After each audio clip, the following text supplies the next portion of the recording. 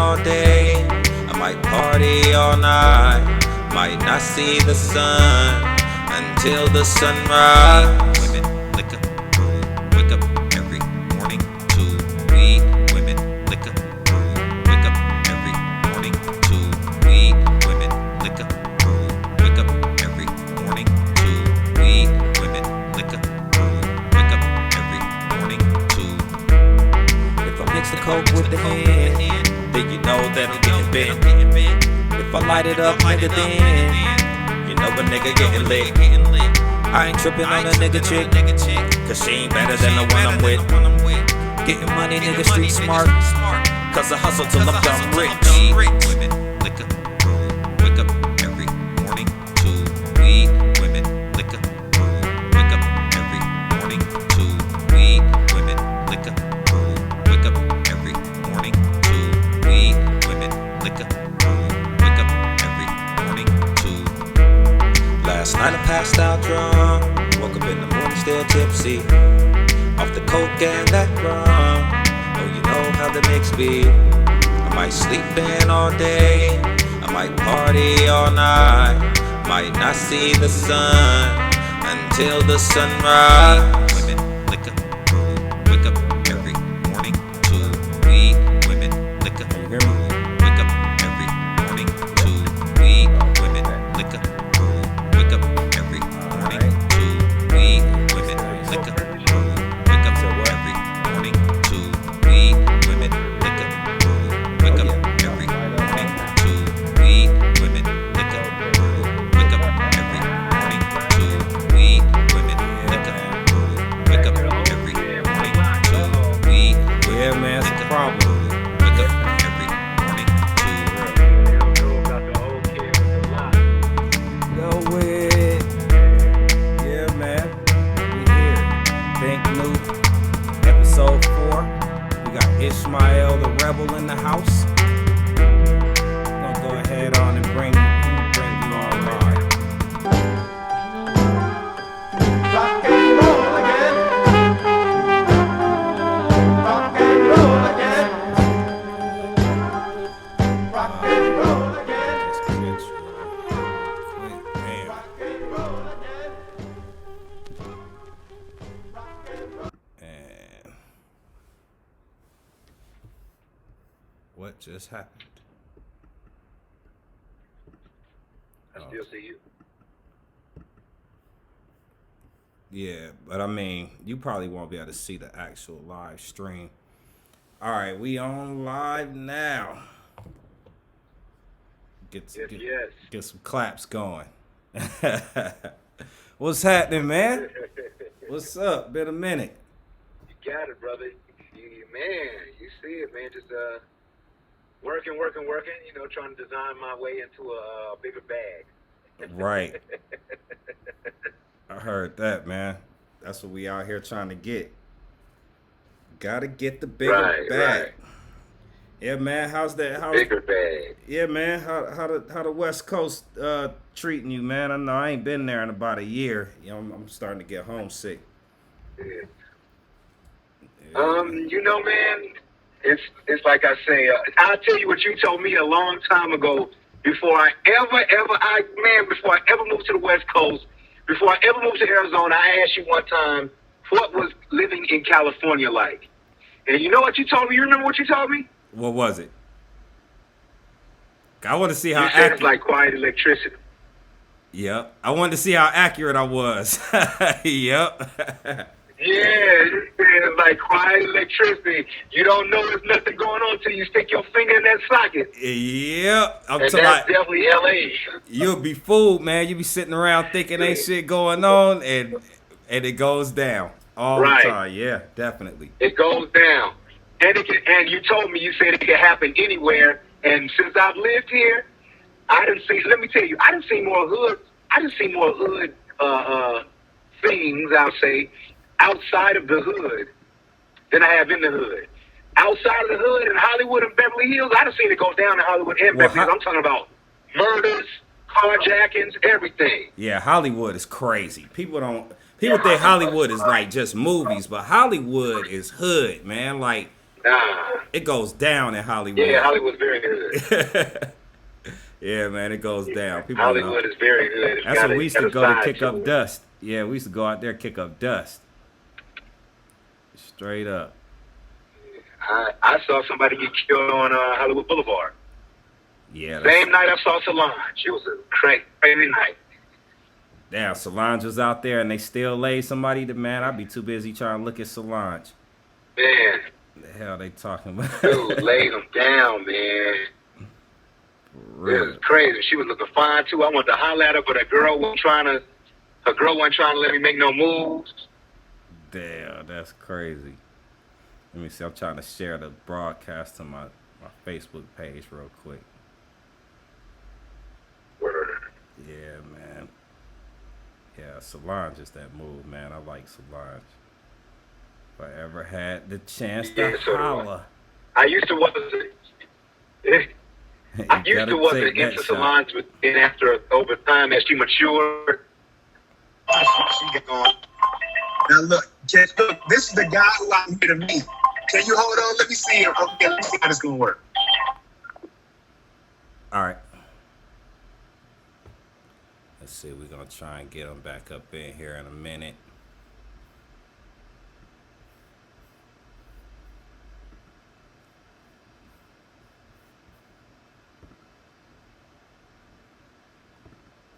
Yeah, man. So, I know we just getting started, but I wanted to bring Ish on here because I've known Ish for a long time. I've known Ish since probably since the 90s. And when I met the cat, he was a jewelry maker already.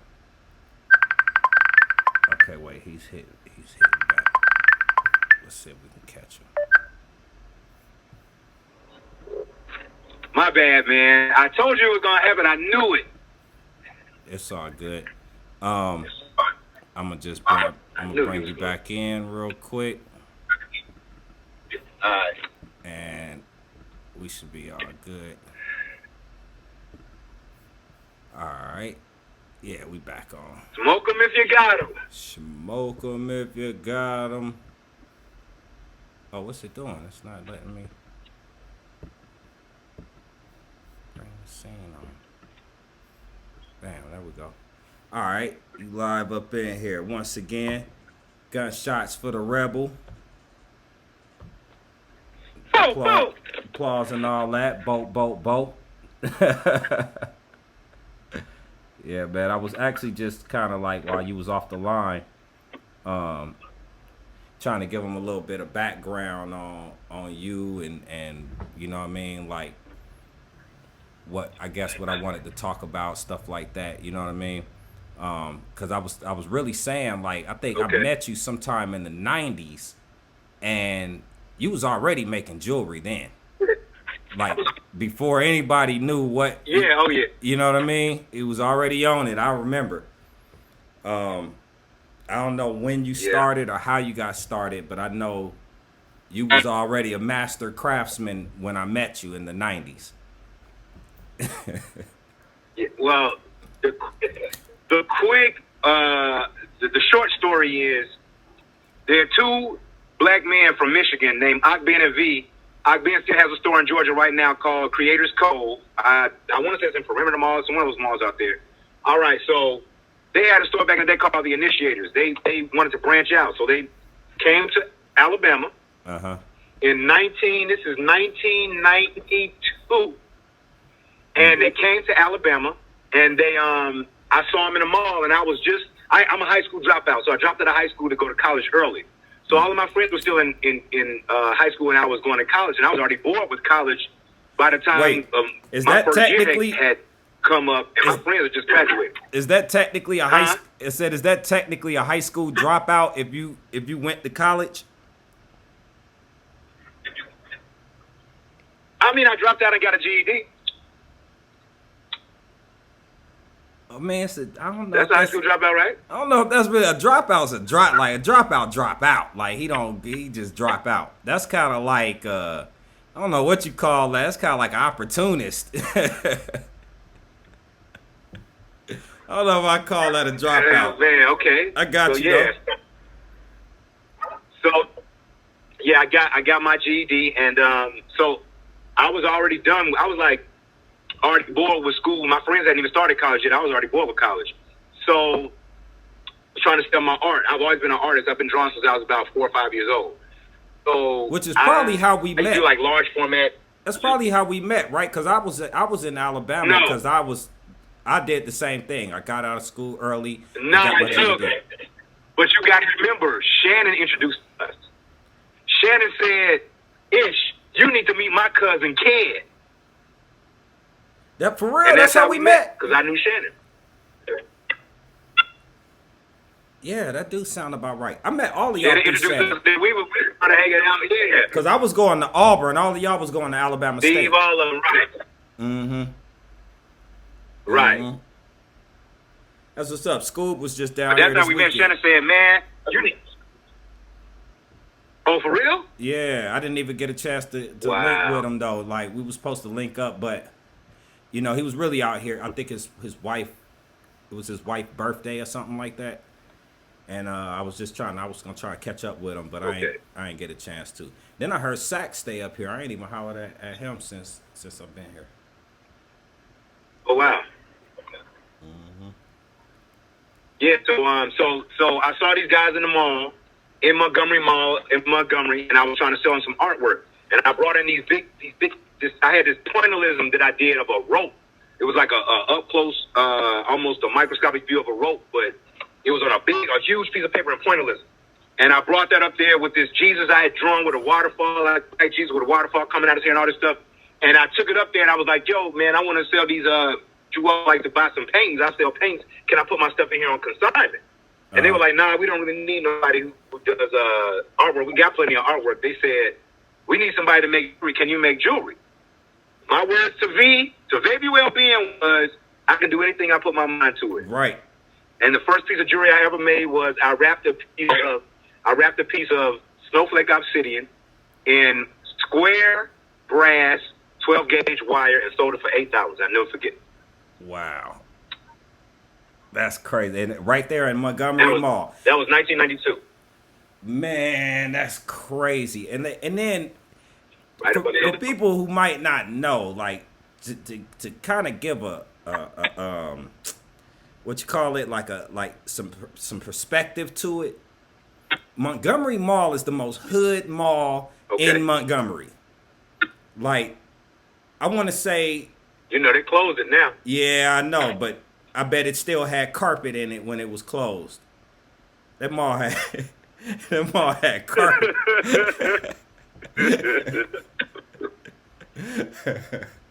That mall was hood. Boy. That's true. Yeah, man, I got my ears pierced in Montgomery Mall. Well, I got one of them pierced in Montgomery Mall. Mm-hmm. Wow. That's what's up. So, boy, let's give a round of applause for the cough. Boy, all right. So, Yeah. so the from there, what made you like decide that like this is something I want to do though? Like, why wasn't it just like a job and then like you moved on? Like, what made you say this is it?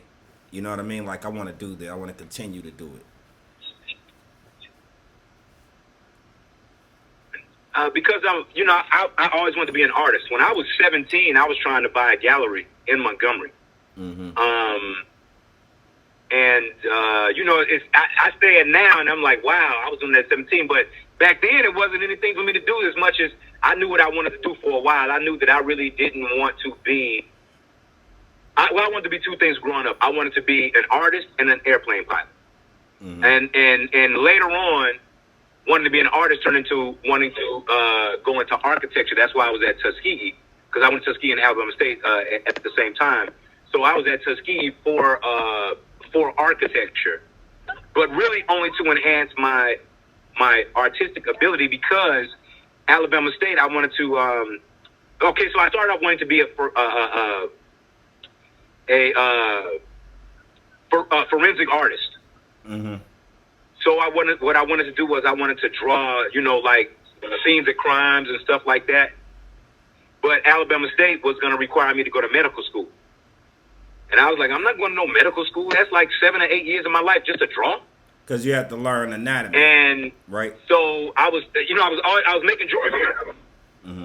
Yeah, right. You have to learn that. Basically, I would have to do everything that doctor does, except I wouldn't be a doctor. Right. I have a degree in forensic pathology or something like that. And I'm like, fine, I'm not. I'm like, I don't want to be in school that long. So I was still making jewelry this whole time. And I'll tell you what happened, man. I kind of listened to conventional wisdom for a while. I listened to my parents and my relatives. Oh, you just go to college and then you can get a job and then you save up your money and get a store. Mm-hmm. But not realizing I just came from brothers who own 3 stores in 2 different states. Right. So it took me a while for my mind to catch up with the fact that, wow, that's the road. So as time went on, I just wanted more and more to have a store and be an artist. So, I tried working straight jobs for a while, and that just wasn't it. And over time, you know what? Whenever I lost a job or the job didn't pay me enough, I could go and sell jewelry. Word. So that became like the hustle. That was like. Hold on 1 minute. Look, yeah. I'm going to the Citadel. I'm going to the Citadel. I'm sorry. I'm having 2 conversations. I'll text you the address. It's right down the street. Okay. All right. My mistake. What you say, Kent? So I was saying. So it was like the dope game. Like it was like having work all the time. Like you knew you could hit the block with the jewelry and go get bread.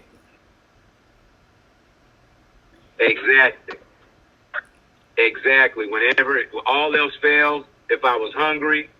You remember when we was in school? Yeah. I was selling jewelry in school. Yeah, I know. I think I sold candles. I sold art and candles. So that. Yeah. And you was right. And you was They don't know you had a thriving candle business though. It wasn't just candles. He had a thriving candle business. I put myself through school with that shit, man. Paid rent, everything. We was getting busy with that shit. Hell yeah. See, because I guess we didn't give that part of the story either. Like we was roommates in art school. You know what I mean? For 2 years or some shit like that. We was roommates going to art school trying to get our degree out in Arizona. We was in Tempe, Arizona. And we went out there on some, straight college got multiple kids. degrees. I just got one. Got multiple degrees. Yeah, I was in the bachelor program. But we went out there on some regular college kid shit, and the real world came crashing on us quickly. Quickly, you know what I mean? We ended up. I remember we were homeless for a minute, sleeping in the car with everything, with all the clothes, the art supplies, the everything packed down, and we had to work ourselves out that hole. We ended up with a cool little apartment and shit. You know what I mean? We was getting busy out there, man. Right. Let me just I gotta say shout out to your parents, because if it wasn't for your parents, I wouldn't have no place to live, man. Your parents made sure that I had a roof over my head for a good 6 or 7 months. Yeah, that was my pops. Rest in peace. So I gotta give them all praises, man. If it wasn't for them, I would have been in the street. Yeah, my pops, rest in peace, man. He looked out, man. He looked out for me a lot when I was out there. He did. You know what I mean? Just I think he co-signed an apartment. He gave money. He was, you know what I mean? Yeah, them was the days, boy. Them was the days. But yeah, man. So I saw it then, and I know you explained some of the business to me at the time. That's when I started understanding the different qualities of stones, precious stones, semi-precious stones, just everything. I mean, we were rocking that faceted hematite and it was faceted peridot and hematite. Man, we was killing it. I still got the band right there. Yeah, that's dope. That's dope. Yeah. So that's I kind of wanted to Yeah. talk about a little bit because, you know, my show is Think New. That's the name of the show. You know what I mean? And it's really about trying to kill some of the myths and reintroduce some of like what's actually going on out here. Like I'm really trying to celebrate some of people like yourself that I feel are like the real heroes of the culture. You know what I mean? People who live it every day. You know what I mean? And just like, you know what I mean?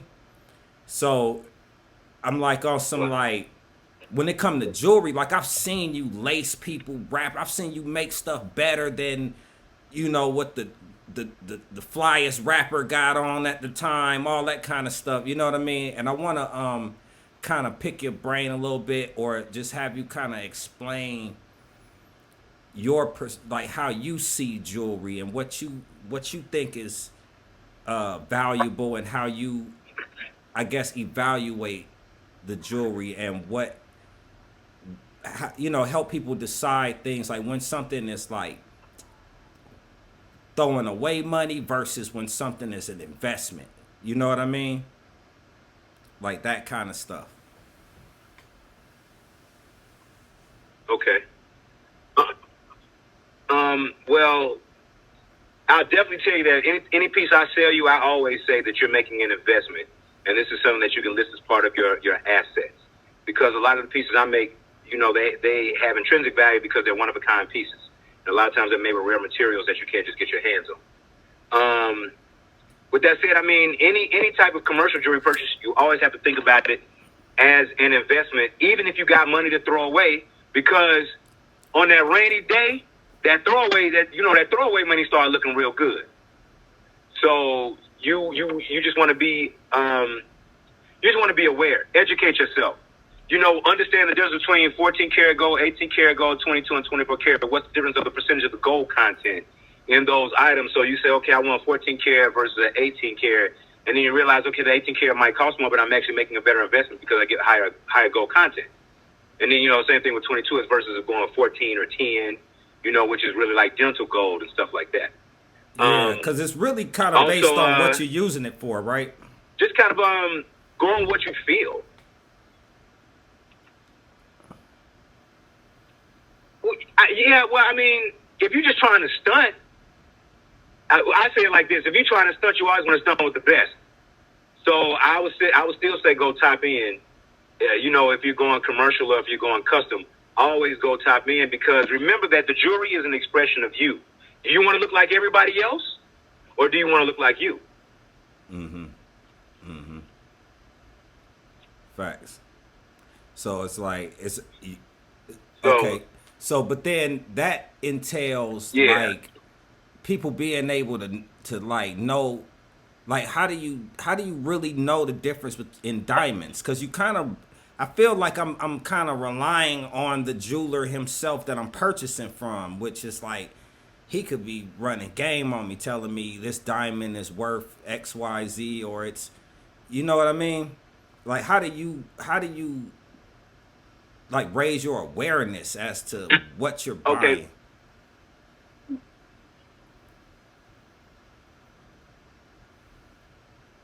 The first thing is, so for instance, if you want to buy diamonds, you got to first decide, okay, what am I buying the diamonds for? Is this like an engagement ring, a wedding ring, or is this something that I'm buying for myself? Then you have to say, okay, do I want a colored diamond? Do I want a white diamond? So just say for instance, because we're in the fly age, you want colored diamonds. Then you have to just ask yourself, how do diamonds get colored? And then you start finding out certain things like, you know, a lot of diamonds have been irradiated, and a lot of the colors are obtained by introducing radiation. So you want that around your neck. And then you find out that true colored diamonds are really only white diamonds with flaws.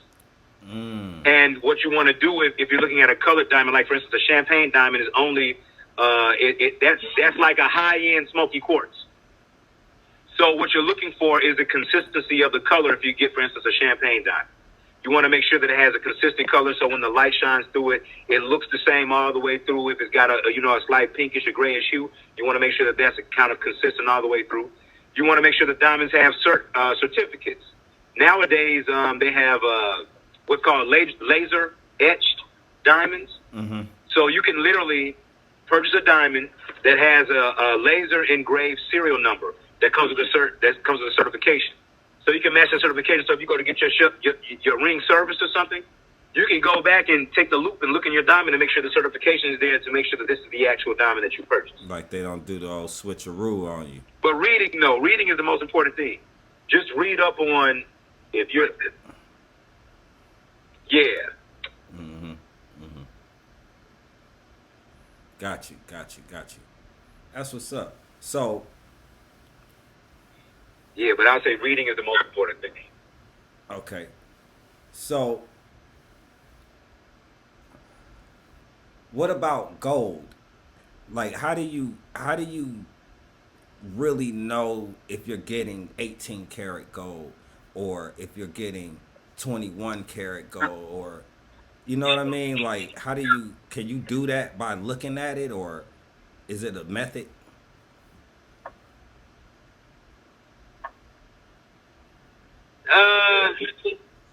Well, the most surefire method from the jewelry standpoint is an acid test.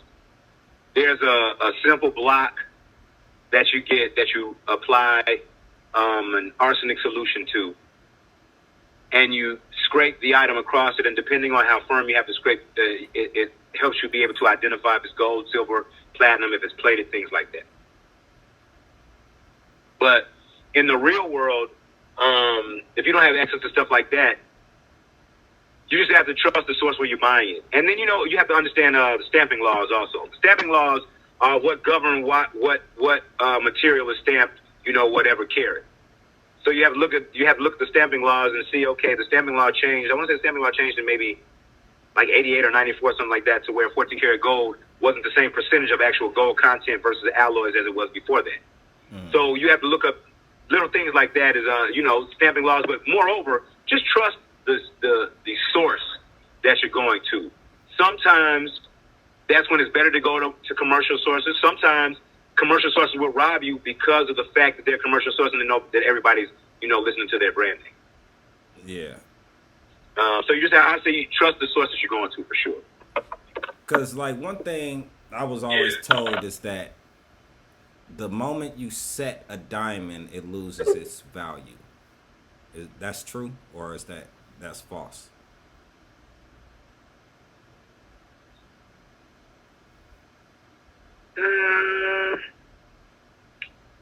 I mean, that's a debatable issue.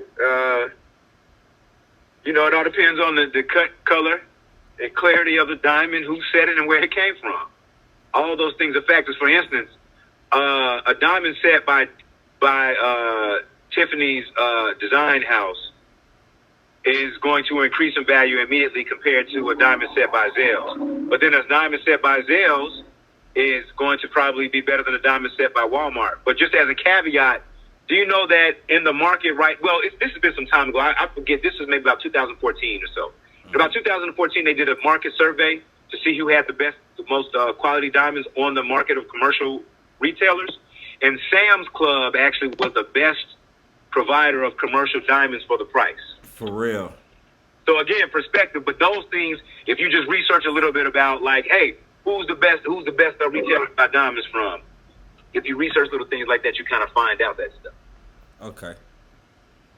That's what's up. All right. So I got another question. In your opinion, and this is just a side question. In your opinion, who do you think has had, like, what rapper have you seen that you think has the best jewelry?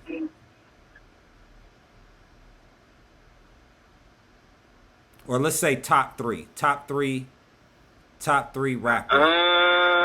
jewelry.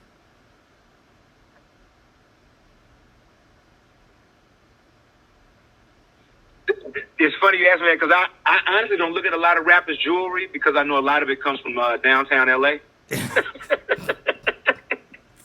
And when I say that, I'm not talking about from the jewelry district. I mean from it's some shops down there that I know everybody knows where to get these certain chains from. So some of it I know is that. I'll tell you though, the other day I was looking at some TV something about rappers, and I saw this anchor link that Jay-Z had on. And it was a beveled anchor link, and what was really impressive about it was about that wide.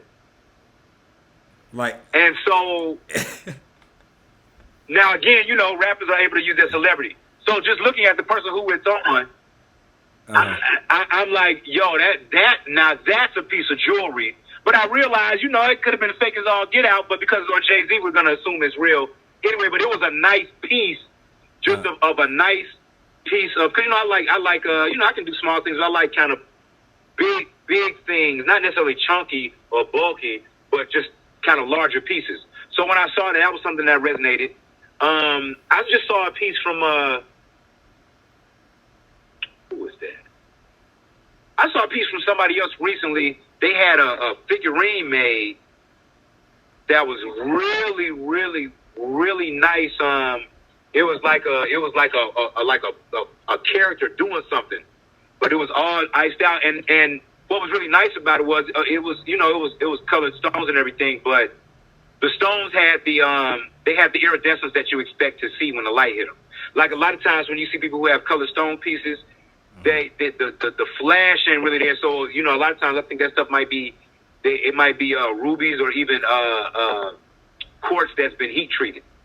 But when it's diamonds, the iridescence, the way the light just break off of them, and I just noticed that like, wow. I said, okay, he got some colored diamonds, and the points, it was just hit.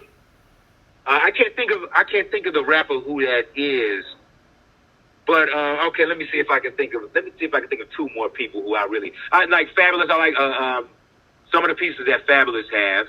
You know who I give it to? Who? Is Tony Stark, man. Ghostface, yeah. Ghostface got ridiculous pieces, man. Yeah. Ghostface, stuff I see Ghost come out Falcon with he got? been crazy. The that Falcon, man? Yeah, on the that's bracelet. On a level. Crazy. Yeah. Crazy. Yeah. Yeah. I definitely, everybody peeped that. Yeah. Ghost. If I just think about anybody whose jewelry who stand out. Yeah, Ghost. Yeah. Ghost. I think Ghost. Cause I'm like that. I don't really pay much attention to rappers' jewelry, but when something jump out at me, I'll be like, okay, you know what I mean? I can dig that. Like, I think Ghost had the Versace dinner plate. Like, I thought that was crazy. Yeah, gold Versace dinner plate. Yeah. Yeah, man. But yeah, I think Nas is coming coming with a. He definitely has a. Now I say Ghostface. Ghostface definitely has a. He has a higher level of style. Yeah. Yeah. Nah, he got that. He got that Tutankhamun headpiece. That's cool, but it's like that. Ghost is like I tell you, Nas jewelry has never stuck out to me. Well, that's kind of why I think I liked it, because it was has so. A nice piece, but Nas jewelry never made me be like, what? Yeah, his is more Ghost like face, yeah. like everything is kind of modest, but it'd be crazy, but it's like kind of modest. You know what I mean? Yeah. Right, true. Yeah, but what they call it, grown man. He be wearing grown man jewels. Yeah. Yeah, the Audemars Peugeot, Rolex Yachtmasters, stuff like that, with Dr. Bezel. Yeah. What do you think? What do you think is the craziest piece that you've made? Like, I don't want to say the craziest. Well, yeah, I do want to. like, what do you think is the craziest piece that you've made? And also, what do you think is like your best work? Like something that I don't want to say your best, your favorite. I mean, you know what I mean? Like what are some pieces that over time that you felt like was your craziest and your favorite? Okay, I got you.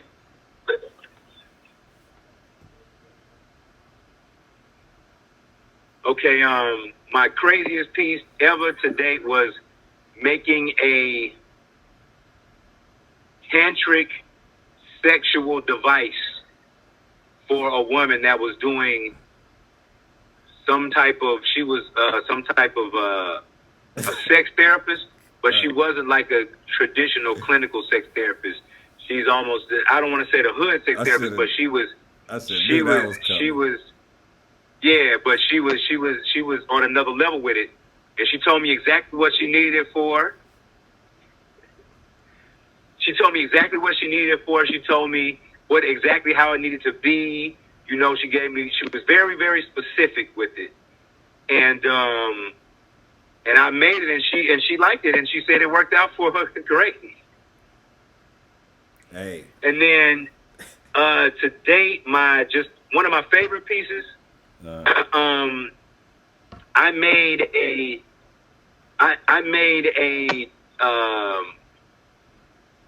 let me see what I would call this thing.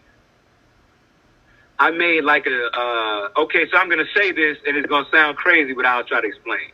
I made a dimensional portal for somebody. Yeah, you got to explain that. What it is I made a sculpture that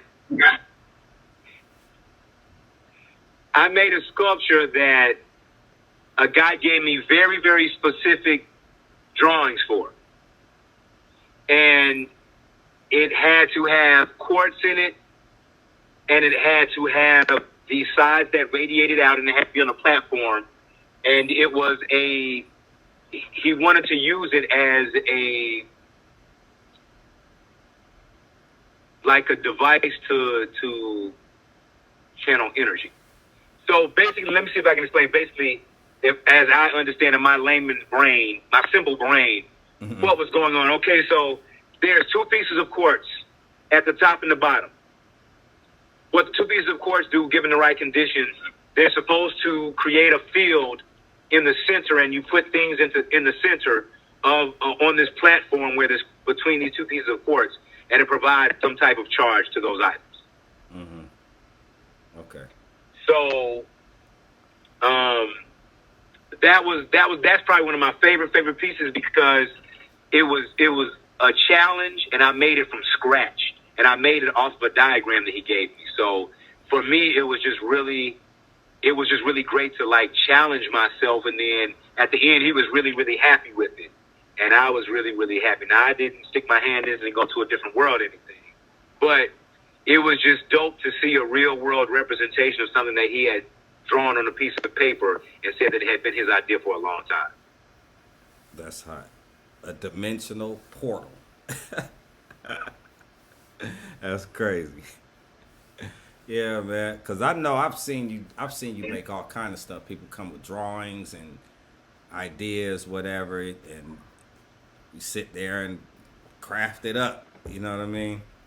But I just wanted to know, like, you know, what challenges you, or what was exciting in that for somebody who's been doing it for that long. You know what I mean? Like that kind of stuff. So you prefer to work with like gems, or like what kind of stones?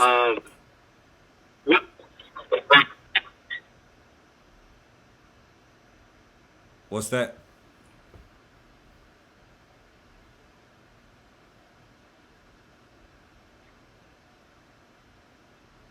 No, I was just gonna answer your question. I was gonna say, okay, so for that specific project, it was trying to meet a specific demand. He had something that he knew exactly what he wanted. Like with a lot of stuff, a person might give me a drawing and I can draw it, and I utilize creative license. I mean, I can make it and utilize creative license. and be like, yeah, this is an interpretation. But he told me going out, he said, listen, I need someone to make this. I don't need anything deviated from this specific thing.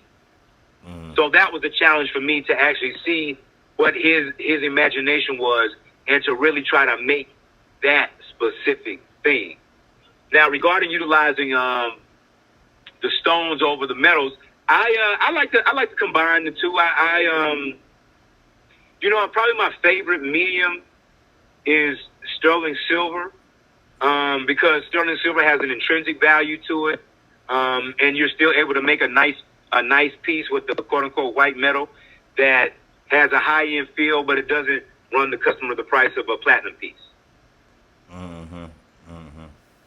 So sterling silver with the stones, definitely like that. Yeah. Okay, that's what's up. And so how long have you been operating? Like, first, I don't even think we plugged the name of the company, but it's Douglas Designs Unlimited, right? So, when did you start Douglas? When did you start that company? Indeed.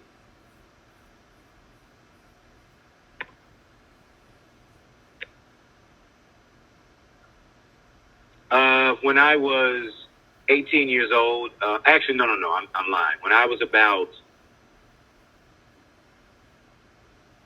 maybe about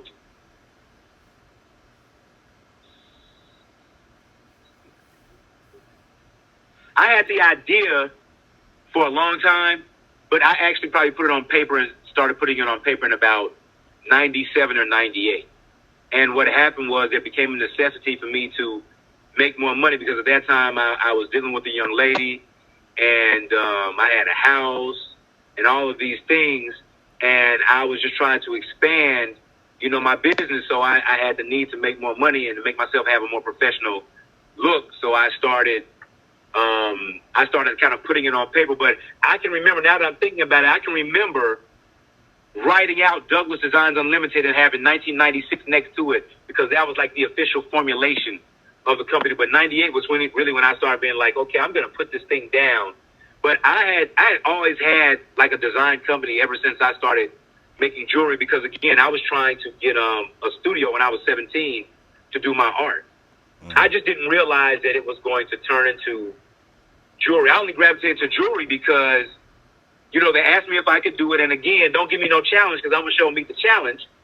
And once I really got into it and I saw, I like that I can make jewelry and I can create masterpieces in hours and days instead of days and weeks. So the turnaround time is a lot quicker. Because I'm still drawing things, but I like the fact that the turnaround time making jewelry is a lot quicker. Right. Got you. So since 1998, you've been operating as Douglas Designs, right? But you started it in Alabama and moved it to LA. Yes, indeed. Right. Okay. Yes, indeed.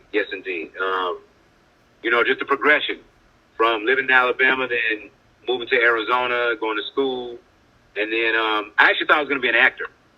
I don't know if you remember, I was in this movie, Pledge or Die, and I thought that I was going to become famous. So when I moved to Sacramento, my friend Rick Rock, who's a multi-platinum producer, he let me stay at his house. But I had only moved to Sacramento with the whole thought process of, oh man, I'm gonna be an actor and I'm gonna be out here acting, and my friends they're famous musicians, so I'm gonna be able to piggyback off of what they're doing and maybe get some movie gigs. And at some point, I was like, okay, if I'm gonna be doing movies, I'm gonna have to move to LA, because that's where the movies is at. And again, it was the same thing coming to LA, being a starving artist, being like an actor and a musician, and still being hungry, and going out to the Strip, going out to the Hollywood Boulevard. I'd have been on Hollywood Boulevard. I sold jewelry on Hollywood Boulevard for a good 5 years straight, probably. On the corner of Hollywood and Highland. So, as they say, I made my bones, as they say, really in the field out there, setting up on a corner with the cool Spanish lady who's selling the tacos, and then my man over here is selling the waters, and I'm in the middle selling jewelry. You ever sold to anybody famous out there?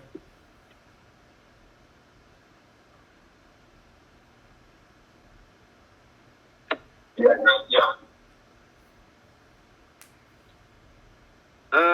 Well, actually, you know what? Razzcast is actually a good customer. Now, just full disclosure, I just gave him some pieces, but he's very much into my stuff. So whenever I see him, he's always asking me about some pieces. And a lot of times, like lately, it used to be back in the day, I used to carry jewelry with me everywhere I went. But lately I don't do this because I have a store and all those other things. But yeah, whenever he would see me, oh man, you got some more of that jewelry? Would you not love me? I need me a new piece. Yeah. So Razzcast got some pieces. Who else? You know what? Okay, so I've had stuff in movies and things like that. They've gone to famous people, but I've sold to their stylist. So I don't know what it's going for. All I know is they're working on a movie. They're buying stuff for whoever they're working for, and my pieces are the piece that they want to get. Yeah. I was just recently. There's a show on television called All American. It's about a young brother who comes from Crenshaw district and plays collegiate ball. And I was just in that show I'm in season 14, episode number 2. Season 2, episode number 14. And I've got an extra role in there, but the thing is, they feature my jewelry on that television show, and that was a primetime television show. Oh, that's hot. Yeah, that's hot. But it's been in movies and stuff like that too. It's been a couple of things, some music videos. It's been a lot of music videos. Yeah, that's hot. That's hot. Because I know I probably seen it. Because you could tell, you know what I mean? When you see certain stuff, you be like, it's only certain people know how to make stuff like that, really. You know what I mean?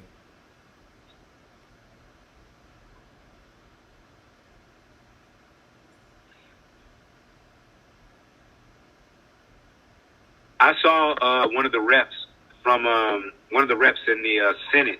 No, I'm sorry, in Congress, wearing one of my pieces. I don't know how she got it, but I know it's a piece that I made. She was wearing it on the congressional floor during a hearing. What? I got a screenshot of that one. That's crazy. That's crazy. Yeah, man, that's what's up. That's what's up. So where do you think, like, you'll take it from here?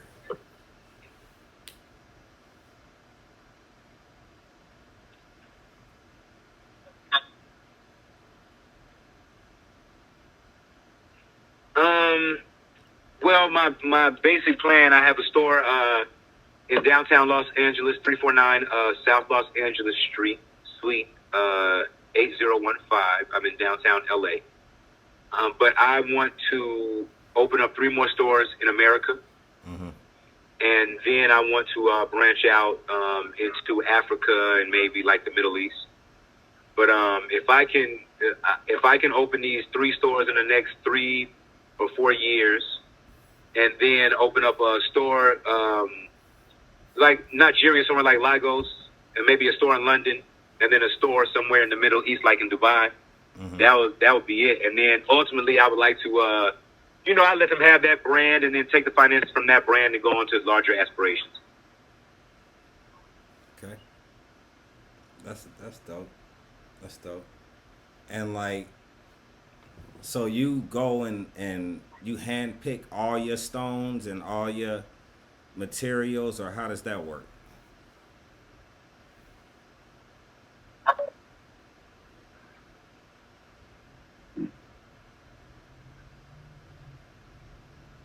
Yeah, I deal with some people who I know that mine, or if they don't mine themselves, they have contacts that mine, so they get the raw stones out of the earth.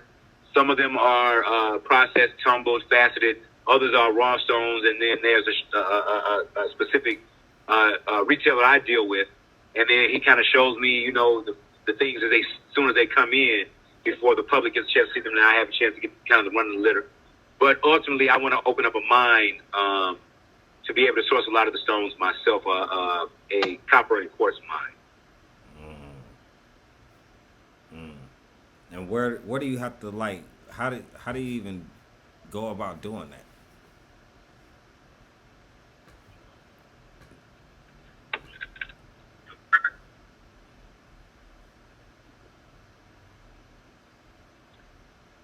Well, it's real easy, man. All you have to do is find a plot of land that's mineral rich. So you can go to states like California, New Mexico, Nevada, Arizona, Arkansas, Utah, and the Dakotas, as an example. All of those are mining rich areas for certain types of gemstones, both precious and semi-precious. And then you find people who have mining plots for sale. So what happens when you buy a mining plot? You purchase the land, and then you purchase the actual mineral rights to the land. And the mineral rights is actually a certain amount of depth within the land that you actually own. So it's like a big square, surface and out to the sides and with a certain specific depth and walls that you can mine within, and everything you find within that claim, you own. You don't have to worry about somebody saying, no, this is my mining claim, anything like that. But that's how you start. You go, you find the plot, you purchase the mining plot, and you get to mining. A lot of plots will either come with the dredgers and other tools you need, or they will be able to sell you the tools you need to have a functioning mine, because what good is a mining plot without a mine? That's one way. And another way, you can actually do land surveys and do what's called coring. And coring is basically where they take a big drill that has a hollow center with a tip at the point, and they drill into the earth, and they might drill, just say for instance, a mile. And once they drill down, they pull out a big long section from that deep portion of the earth, and then they test it to see what type of sediment is in it, see if it's mineral rich, and if it hits for certain minerals, they know that either there's oil there's gold there's stones, semi-precious stones, there's shell there, things like that. So you can do that if you already own land, but even when you do that, you want to own the mineral rights to the property, because if you find, for instance, oil, and you don't own the mineral rights, large oil companies can come in and demand the rights to be able to drill on your land. That's crazy. That's crazy. So you can strike oil and still end up with nothing. Damn.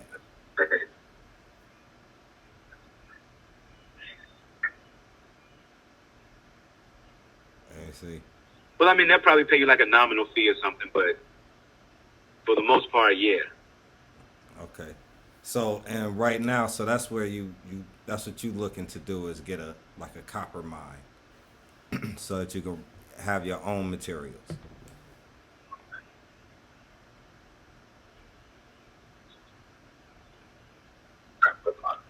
Yeah, I would love to get a copper mine. Okay. Exactly. That's what's up. Wonder why it's doing that. Let me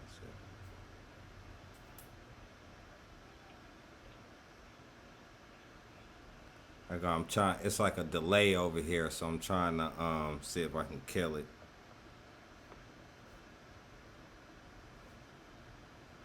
Anyway, but yeah, that's what's up, man. So, Okay, cool. In your opinion, what do you think is the best stone, like, for, like, if you wanted to really, like, have some bling, like, something that's gonna catch the light, sparkle, everything, like, you know what I mean? Like, I want to shoot a video. Like, what do you think is the best stone? Like, that's like diamonds?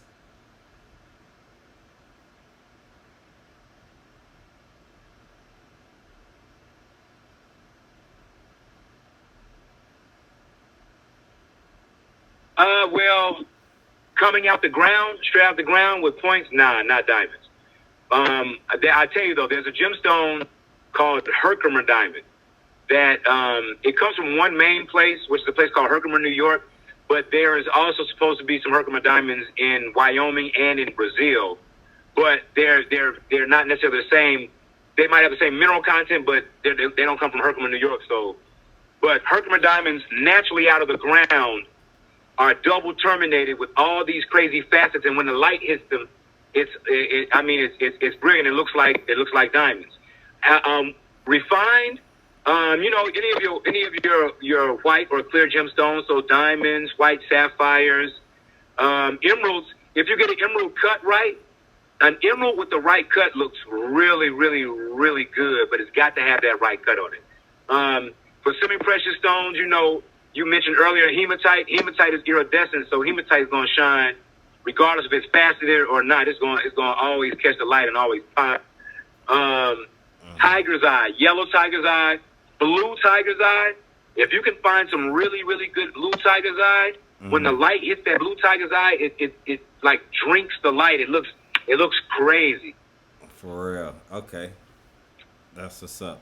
Yeah, I know tiger's eye. It's kind of like the brownish. It has the light brown, dark brown strip. Tiger's eye. Yeah, that's what's up. All right, and then so if anybody wanted to like purchase some jewelry from you, they would have to come to the store, or how does that work?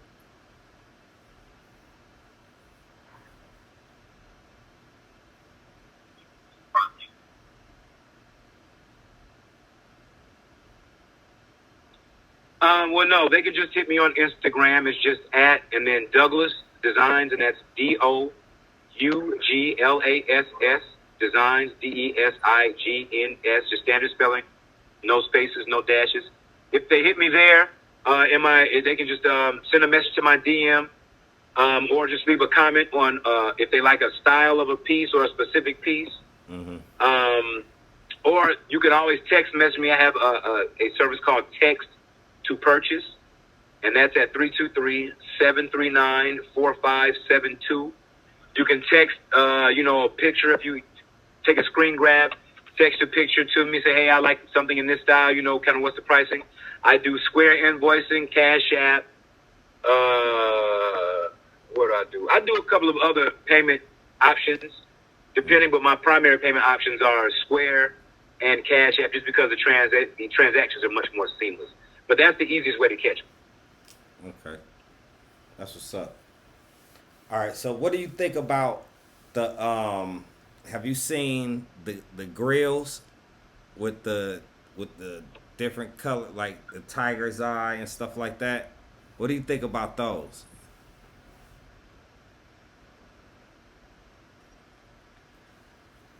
Gemstones, yeah.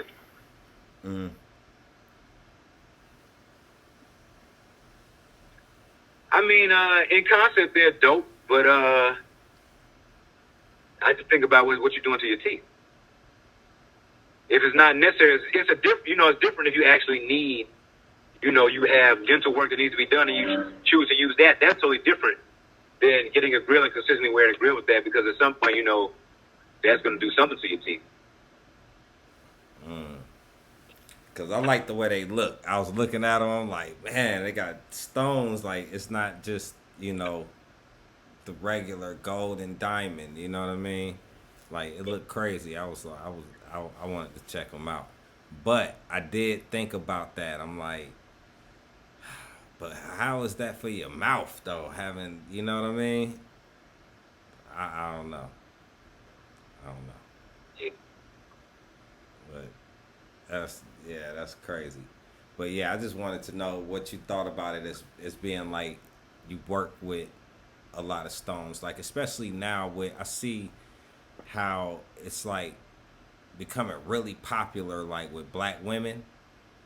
I think and like younger black women. Well, I don't know if it's just younger. It's like it seems to be like black women in general are getting more into like stones and crystals and different stuff like that. Like you remember in Arizona, I worked in a crystal store for like a minute in the mall. Remember the black market mineral store, and it wasn't really no black women coming in there. They walked right by it. But now it's different. You know what I mean? It's like, Right. yeah, I'm seeing everybody has their crystals, and it's becoming more of a popular thing. Well, nowadays it's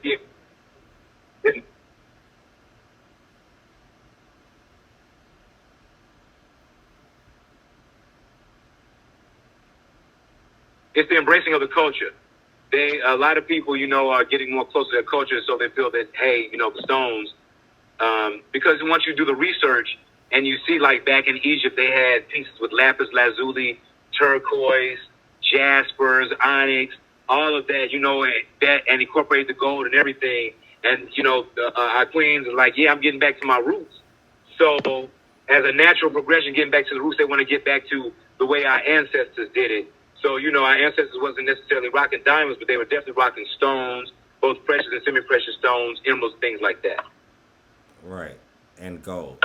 Yeah, because, like, that's all you see is gold and onyx and just different, you know what I mean? Jasper and all Right. that kind of stuff. Yeah, I don't recall seeing diamonds until a more recent time. But yeah, that's so. Do you think that wearing different types of stones and things like that, do you think that they have like energies to them or healing powers or anything like that, like, or is that more of like just hype?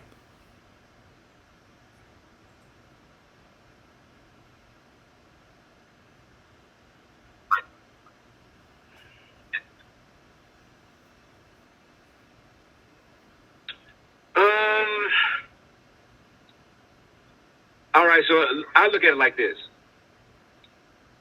Everything has an intrinsic value, the tangible value of it. Some things have a sentimental value, and then other things we attribute values that we are maybe looking for. So historically, the gemstones have throughout lore been associated with, certain ideas, certain principles, the idea of luck, like in Asian culture with jade and things. So stones have existed in a world, where it's been a mystical thing. But me personally, I would say it's all about how the stone resonates with you. Like, people will come to me and they'll say, hey, I'm looking for a stone to heal me or whatever. Mm-hmm. And, I have to explain to them, hey, I don't want you to put an undue hope in this stone. Then you come looking back to me like, oh, you sold me a stone, you just supposed to heal me.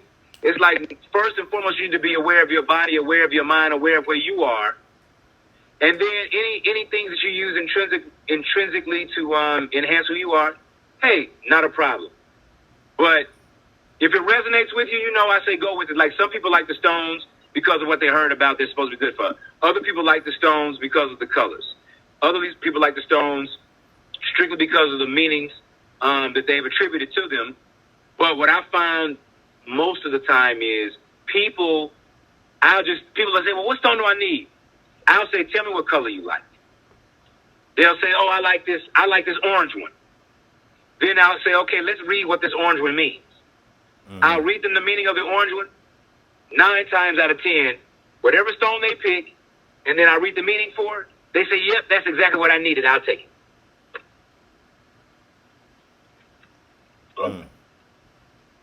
So it's a different kind of connection that people have to the stones, is what you're saying. It's like you can't really force something.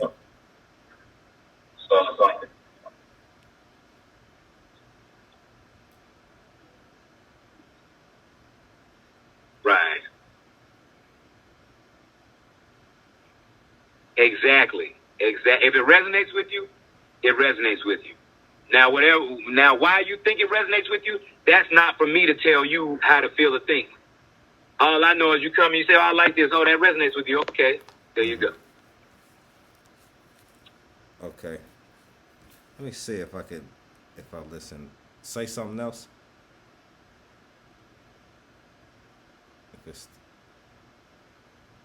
no, it's still delayed. Can you hear me? Yeah, I hear you. It's just like a delay. Can you hear me? Yeah, I hear you. It's just like it's a delay to it. It's like 5-6 seconds in between when you start talking and when the sound comes back to me. But yeah. So that's what I'm saying, cause I was thinking like, you know, I'm black. Like I ain't even gonna lie. As Okay. intelligent and everything. When I say I'm black, I don't mean that in the like I'm black and you know, I'm black in like the and like the how some people be like they ghetto or something like that, I guess, or whatever. Like I'm black, like I know things, but at the same time, some of those superstitions are like inbred. Like, you know, people will still you still catch people like, you know, don't sweep my feet, or you know, like these little superstitions we have about stuff like opening umbrellas up in the house. You know what I Right. mean? Like, and I think that when it comes to stones, I'm not really like I know I've studied and everything. I feel like there's really no way for me to claim like to be an expert on it or anything like that personally, I feel. So I think I just chose to like say, look, I'm not going to make a judgment call as to if they have some sort of, you know, power to them or not or whatever, you know what I mean? I just take it for what it is, you know what I mean? But I know that some stones, like I have stuff here definitely, and I feel like those stones came to me. I didn't go seek them out; they just came. You know what I mean? I have all kinds of little jaspers and stuff that came. You know what I mean? I don't know what that means, what they do, or anything. Yep. I think. Hold on. That's what it's about. What resonates with you. Oh yeah, definitely. You see, I got one right here in my hair. My I don't know if you can see it. It's small, but yeah, like my girlfriend. You know, we was doing I was DJing like an art party. You know what I mean? And it was there's a chick there that was doing jewelry. She was selling jewelry. Couple different people was vending. You know what I mean? But yeah, she was selling jewelry. My girl bought it. She was like, "Oh, it's for your hair." I said, "Oh yeah." Put it on. You know, it's dread, so it's on there now. I can't get it off. I can't get it off. But yeah, that's what's up, man. So yeah, I think that. So if you had to recommend, do you think that it's something like? Do you think that diamonds have that same kind of resonance that like a quartz has, or is it different? Like I don't know why it feels like over time, like growing up and stuff like that, I've always kind of seen diamonds as something separate. Like there's diamonds and then there's everything else. You know what I mean? Like it's different. And then you know, then I think about it like, you know, a diamond really is kind of like a stone, like a quartz or something. You know what I mean? But I mean, is it the same? Is it different? Like what are the differences? Like what makes a diamond, a quartz, you know?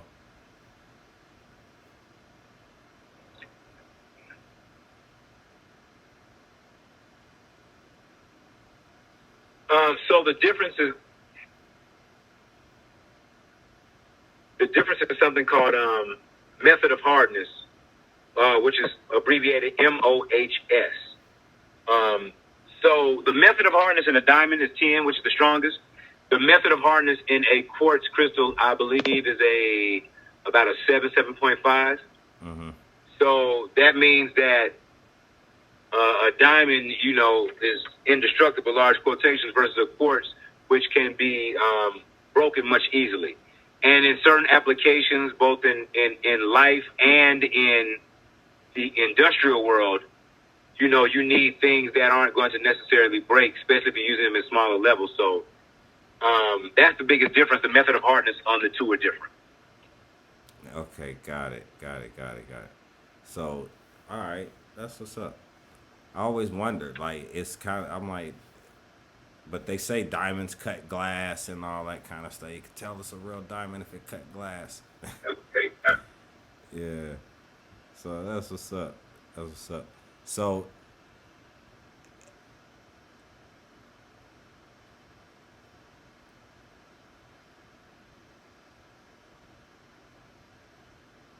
Just as a side note, diamonds, you can actually destroy a diamond by introducing liquid oxygen to it. If you take a diamond, you pour liquid oxygen over it, it causes a chemical reaction that causes the diamond to disintegrate in a really, really violent charge. wow. Like an explosion.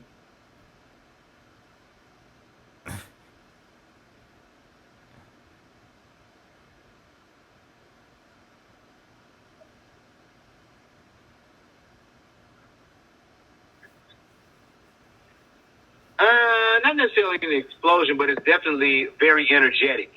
I'll say it that way. It's very energetic. That's crazy.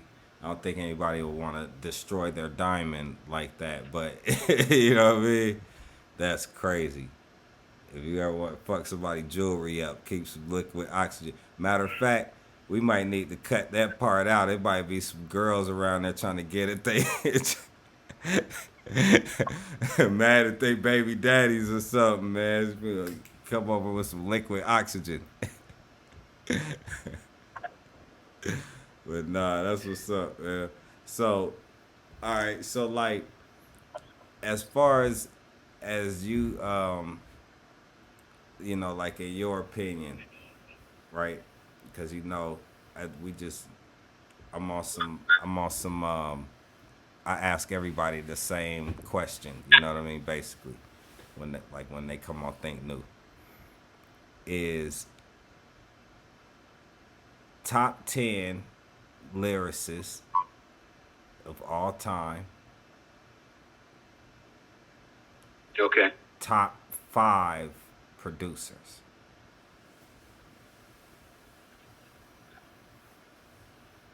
I ain't gonna say I ask everybody. Sometimes I'll be forgetting. I try to ask everybody. Man.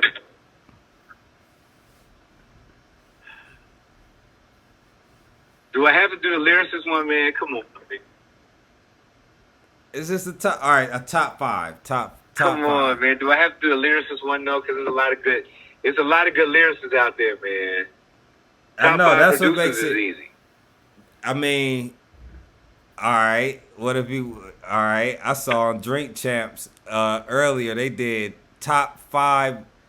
Nah, Top top 5 five. producers. I can tell you top 5 producers. Now look, top 5 lyricists who would never be in your top 5.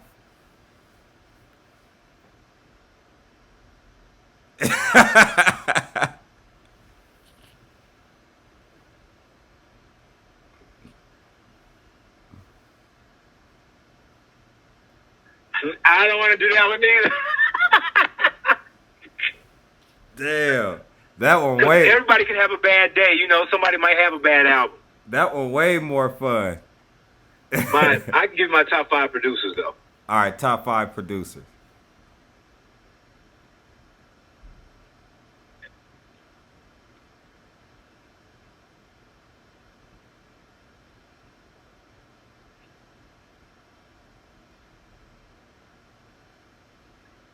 All right. Of course, I'm going to have to go at number 1, my man Rick Rock, because he's solid from the Bay. Mm-hmm. Then I have to go ahead and throw Kanye in there. Mm-hmm. Now I got to think about these other 3. Those 2, I'm just going to give them off the top, though. You know what, man? let me see, top 5. Who's the top 5 of all time? I'd have to put like Eric Sermon in there. Because I mean, of all time, Yeah. definitely Eric Sermon. Marley Marl. And who's my last one?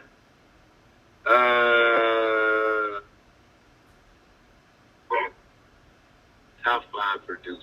Yeah. I guess I have to throw probably Just Blaze would be number 5. Just Blaze. Okay, I ain't mad at that at all. Especially not Eric Sermon. A lot of people don't say Eric Sermon. He don't get his I props. know I left Dre out. So some people gonna be mad. Well, yeah, people, yeah. You know, that's the common, common list, the common ear say stuff like that. Yeah. Dr. Dre, or like, I Yeah, don't know. He is. But Dre, I think Dre get a lot of votes. Premier get a lot of votes. Yeah. Yep. Pete Rock, Timbaland. It just kind of depends, but that's the whole. You know what I mean? It's kind of crazy how. Yeah, I left Premier out. I knew I was leaving somebody out. Damn it. Yeah. Premier.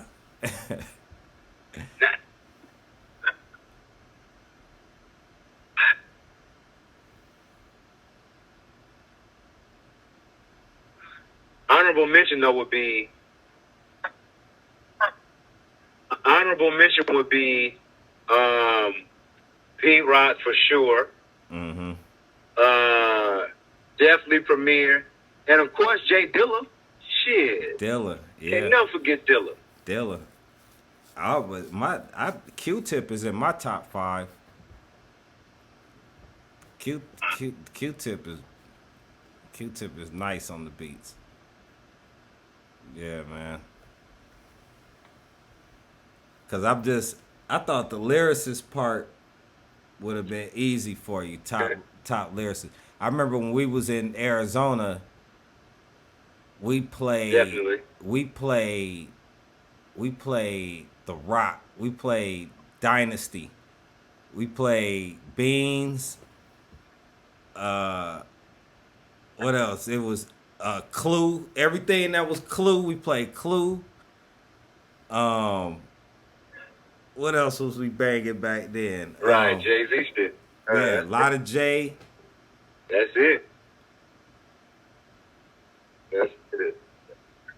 Yeah. Tony Toka had the mixtape we was banging back then. Yeah. A lot of Jay. Yeah, a whole lot of Jay. Tony Touch, yes. Yes. He did the Hot 50. He did the 100 MCs. Yeah. Tony Toka 100. Yeah. Yeah, shout out to Tony Touch. Yeah, Tony Toka was that dude. And the Clue tapes, Fabulous, the Locks. Yeah, Clue was killing. Yeah, Clue was killing. Yeah, that's what's up. Yeah, man. So, man, I thought you probably would have stayed, man. Arizona Right. Arizona was that move. Remember they had the stores that we was going to get the they had all the stones and stuff out there was going out there.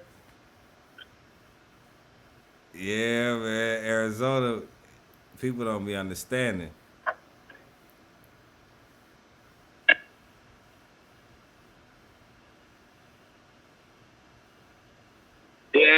Yes. They had everything you want, but jail was too hot.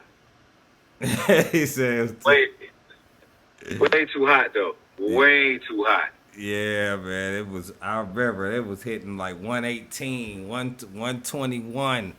I was like, shit, this is the desert.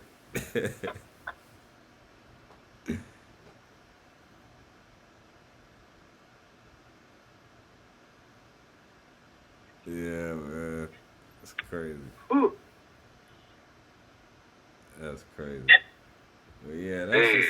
That's what's up, In man. December, you can go swimming. Yeah. December's the best time of the year. It was like shorts and t-shirts and you just chilling. Nice little breeze. That's the best time of the year. Right around Christmas. Everything else was pure oven.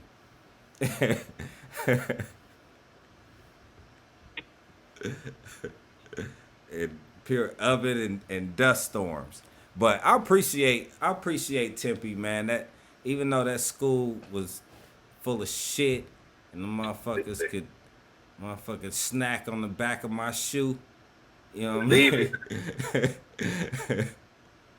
but Hey, but yeah, man.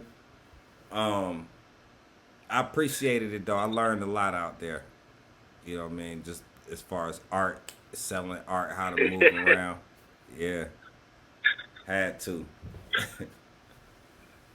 Yeah, definitely. But yeah, man. But yeah, man, I appreciate you coming on, man. Definitely, man. Like, this has been dope, man. I hope that, people just tap in, you know what I mean, and check out some of the jewelry, because, like I said, man, well, I've been rocking with it for a minute. I remember, I think the first piece I got from you was like that, it was that Coptic cross. Yeah, that was smooth. I drew it out. I was like, I didn't even know you could. I was like, you could make that shit? You was like, yeah, I could make that shit. Watch this. I was like, damn, all right. Yeah, smooth. With the, yes, sir. with the chain, yeah, it was on the chain with the cop, yeah. Then I had a few pieces. My favorite piece I had from you was the Yeah. I had a faceted. I liked it because it was a challenge. Yeah. Now my favorite piece was faceted. It was hematite, and a faceted peridot. It was like a chain and bracelet that I had. Because the you remember that the peridots was like a reddish. It was like a little reddish color to them. Man, those shits was hard. That was hard. I remember that. I remember. Yeah. I remember. That was hard. That was my favorite. That was Yes, my I favorite remember. pieces. Yeah, I remember. But I got. remember. Yeah, I got a couple. And then Yeah. just recently, my girl got the three finger ring, or is it a 2-finger ring? I don't even know. But that shit is dope too. With her name, got her middle name on it. Man, that shit's hard. The 4-finger, 3-finger. Yeah. Yeah, man, I need to get one of them for Right. myself. I need one to say the effing or something. I don't know. That should be hard. Definitely. Mm-hmm.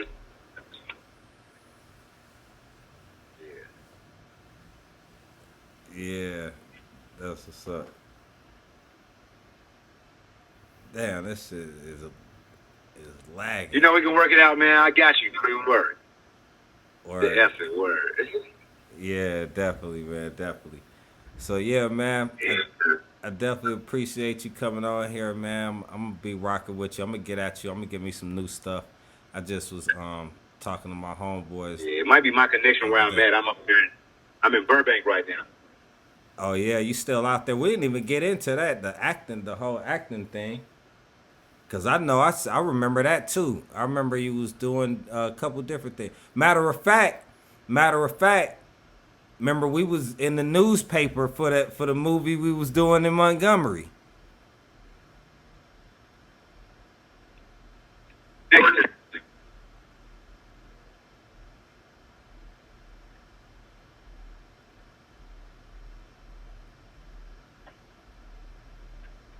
In Montgomery, yes. We had a big page in the newspaper. Yeah, We had a big page in the newspaper, we was brother. like- We had the front page of the art section and like 3 pages. Yeah, it was a whole They did article. a full spread on us. Full spread. I still got it. My mom's just Yeah. sent me my mom sent me a picture of it or something Yeah. recently.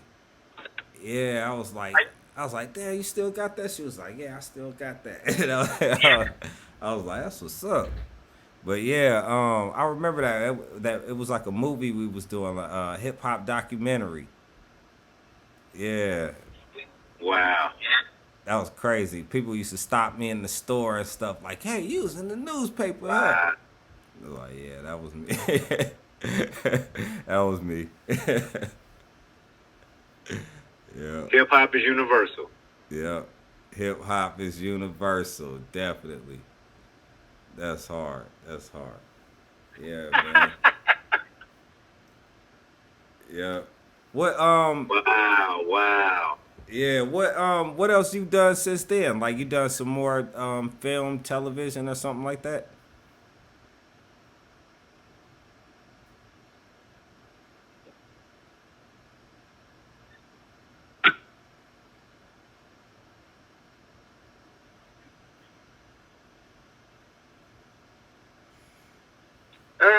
I've done.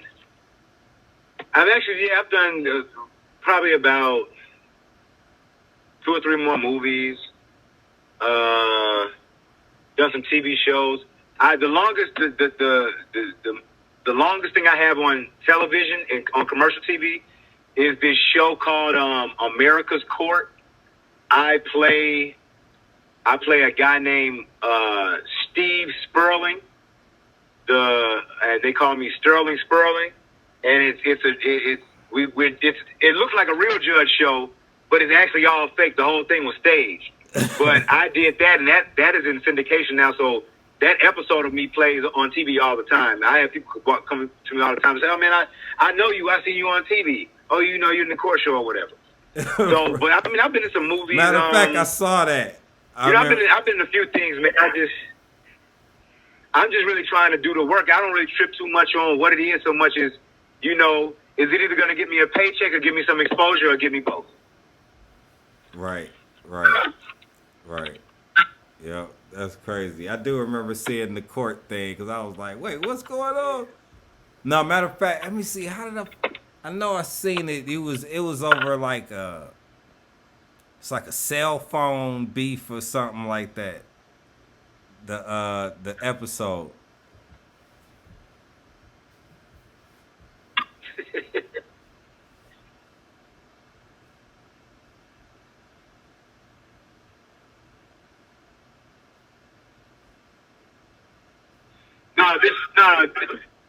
This one was it was a beef, but it wasn't a cell phone. It was over a bill. What it was supposed to be was we went to a club that had hostess. So this was like, like when you go like overseas, like to Japan, when you go to like to Tokyo, in the bars in Tokyo, they have women that come sit with you. Yeah. And at the end of the night, when you pay your bill, you have a bill for them sitting with you. So you can spend, an extra $1,000 with the hostess girl, and that's all she does. She comes and hosts you. She just comes and sit next to you, laugh with you, talk with you, drink with you, and you pay for that. So it was a bar like that. So me and this guy were supposed to be going to this bar, and supposedly we had beef over the tab. He said I left and didn't pay the tab at the end.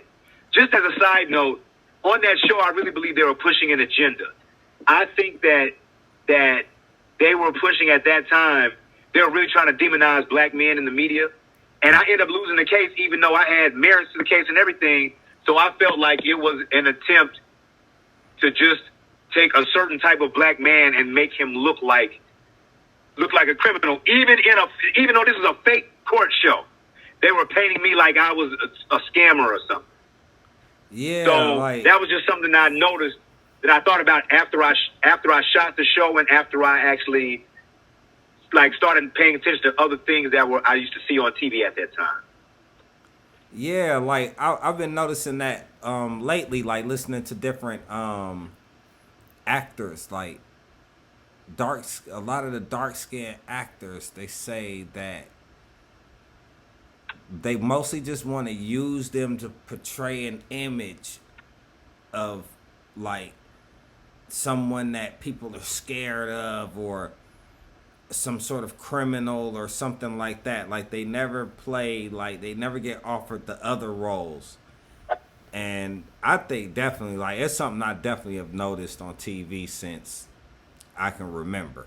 You know what I mean? The dark skinned black man is always a criminal or something. Even I played a few roles on TV and I was the criminal. You know what I mean? I've been in cuffs, jumpsuits, running from police.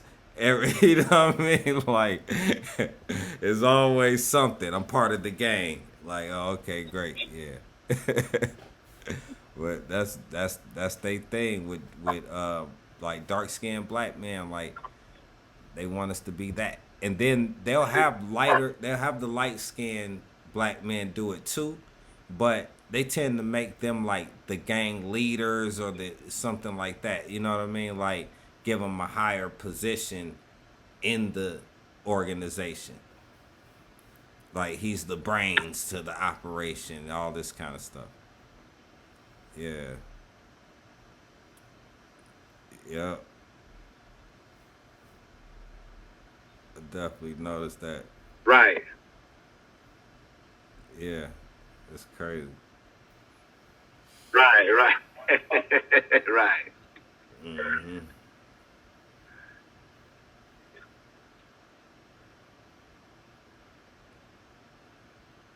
Yeah.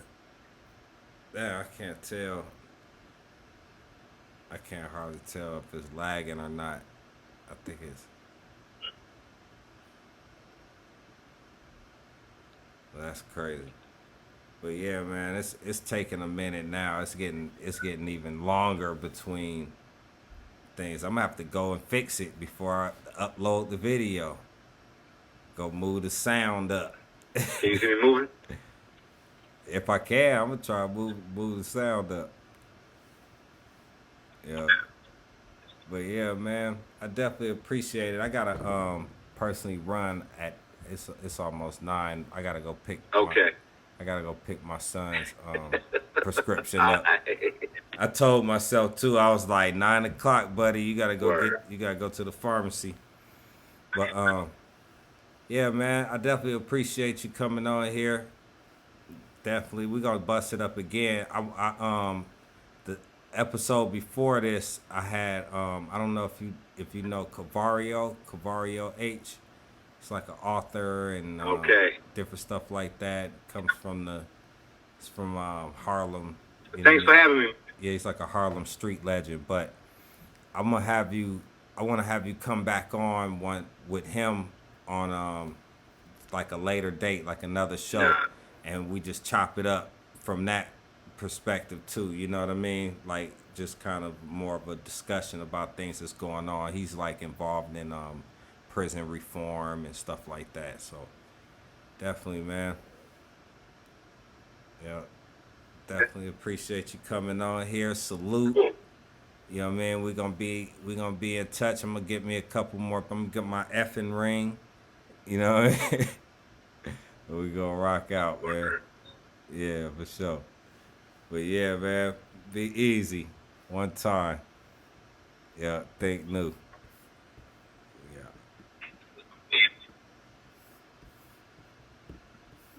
Word.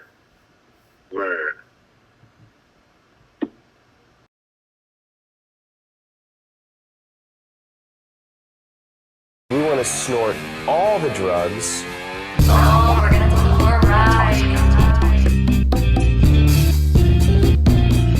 Yeah,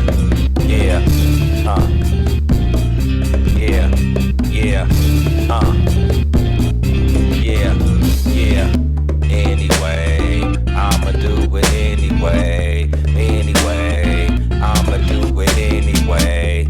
Fuck what they say, fuck what they say, fuck what they say, fuck what they say, fuck what they say, cause I'ma do it anyway, I'ma do it anyway, I'ma do it anyway. Fuck what they say, fuck what they say, fuck what they say, fuck what they say, fuck what they say, yeah, I'ma do it anyway. I don't care care what nobody say. I'm still gon' paper chase. I'm still gon' smoke out, sip champagne, buy the case. I might be wrong, but I still floss. Live life like an outlaw.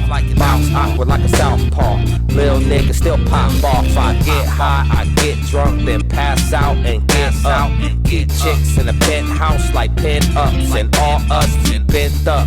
Faded on high grade and vapors on high beams like lasers. That low grade don't phase us. Anyway, I'ma do it anyway. Anyway, I'ma do it anyway. Fuck what they say, fuck what they say, fuck what they say, fuck what they say, fuck what they say. Yeah, I'ma do it anyway. Anyway, I'ma do it anyway. Anyway, I'ma do it anyway. Fuck what they say, fuck what they say, fuck what they say, fuck what they say, fuck what they say. Yeah, I'ma do it anyway. I don't care what nobody think. I still smoke, I still drink. It's still been a finger to the law, and still I do what I want. I'm still like no fucks given. Straight heathen, no true religion. Fresh dress, leather with denim. Only bad bitches and worse women. Living life to the highest high. Shit, it ain't like I live twice. I'm married to my hustle and I'm loyal to my only wife. Spending money like what price?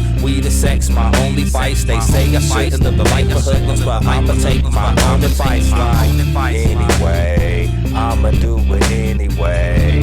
Anyway, I'ma do it anyway. Fuck what they say, fuck what they say, fuck what they say, fuck what they say, fuck what they say. Yeah, I'ma do it anyway. Anyway, I'ma do it anyway. Anyway, I'ma do it anyway. Fuck what they say, fuck what they say, fuck what they say, fuck what they say, fuck what they say. Yeah, I'ma do it anyway. Do it anyway. Do it anyway. Fuck what they say, fuck what they say, fuck what they say, fuck what they say, fuck what they say. I'ma do it anyway.